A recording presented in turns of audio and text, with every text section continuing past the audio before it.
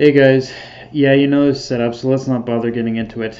Okay, so not gonna lie, I'm a little more mixed on how the Robin portion of this episode was handled than I thought I would be, because just based off the preview from last week, I knew we were gonna have flashbacks to Ohara in this episode, but neither did I really expect them to have such a sizable chunk of the screen time in the back half of the episode either. And obviously, the reason for that is because the flashbacks to Ohara are being portrayed as part of Black Maria's illusion.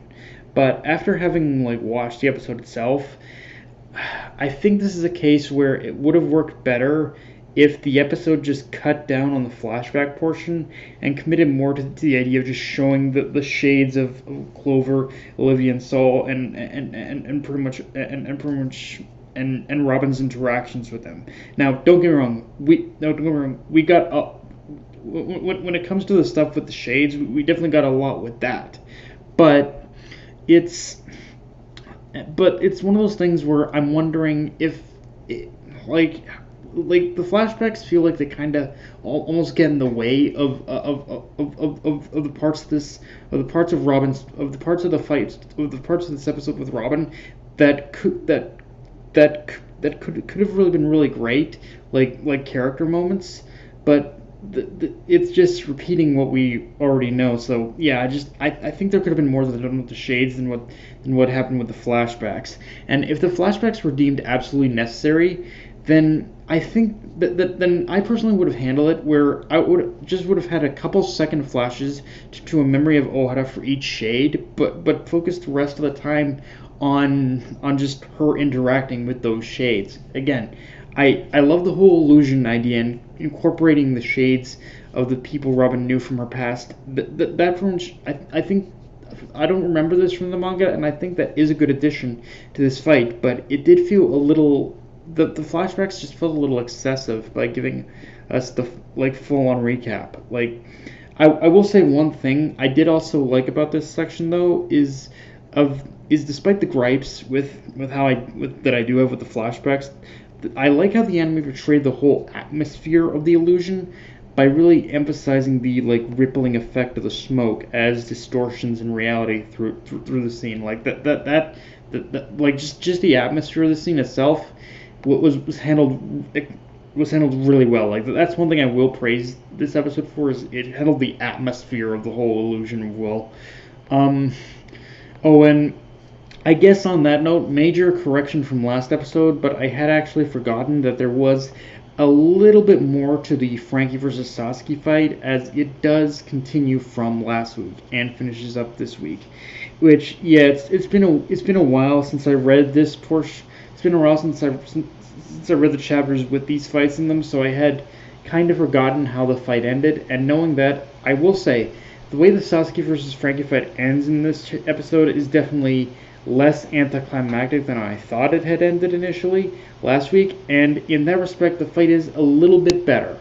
But I will say, despite me liking how it ends a little bit better, I still do stand by what I said last week, that this still feels like one of Frankie's weaker fights.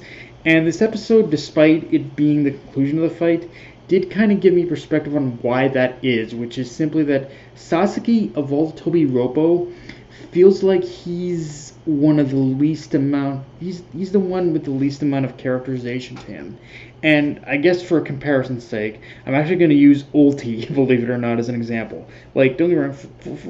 Don't get me wrong. I think Ulti is an annoying bitch, but the thing is, as annoying as I think she is, Ulti does have a defined personality and motivations, which is fleshed out and portrayed in her character. Her loyalty to Kaido is portrayed through her actions, her dialogue, all of that.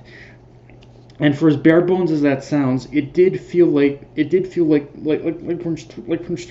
we got to know more about her through her fight with Nami, through her basically just demanding Nami to renounce her Luffy's dream, and because she did all that, Ulti did all that because of her loyalty to Kaido, and that's what makes Ulti stand out.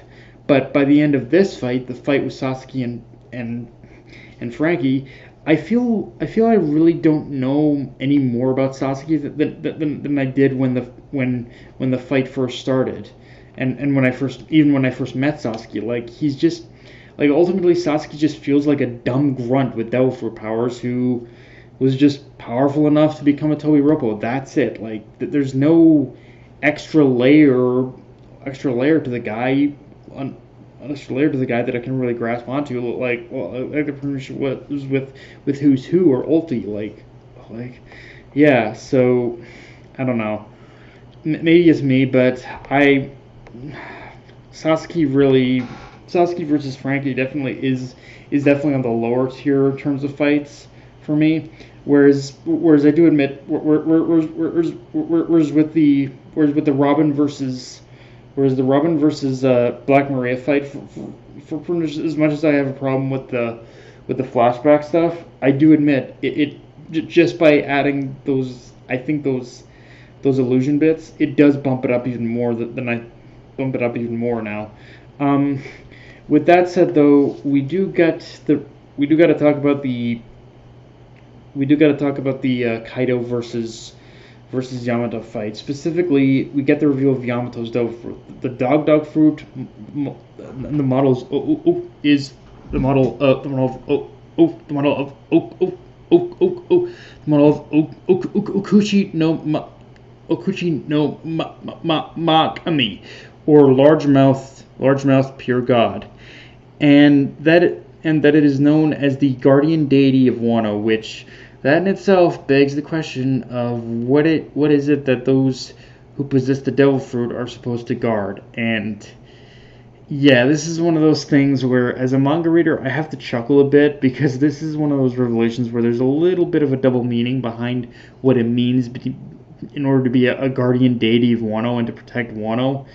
And like, because pretty much another way you can look at it is that it means being guardian deity of Wano means to protect the secret of Wano itself. And frankly, back when this was first revealed in the manga, this right here should have been my first major like clue in terms of my first major, like the first major red flag I should have noticed in terms of the seeds Oda had planted with this arc, and just how much of a doozy of a secret Wano was keeping from the rest of the world. Like why, and like the answer that we're going to get from this is gonna answer even why even they isolated themselves and what Kaido is after. All these answers were staring me right in the face, but I didn't even consider it until it was revealed. But yeah, Yamato's devil fruit is like the first major red flag to this reveal. Of course, as far as the fight itself goes, there's not really a whole lot to mention there. It's a pretty there was only just a brief sparring with that fight before it moved on, which is surprising. I thought we would have gotten a lot more with that fight, but I do like the bits we get with the whole blast breath, with the Kaido's blast breath, and Yamato's Yamato's like ice breath kind of thing. It was a cool visual. But yeah, guys, that's pretty much all I got for this review. If you enjoyed the video, like, comment, subscribe. Follow me on Twitter and on this Crunchyroll. Be sure to hit the notification bell, the subscribe button, and just share the video around, guys. Dark Knight every night, signing off. Later, everyone.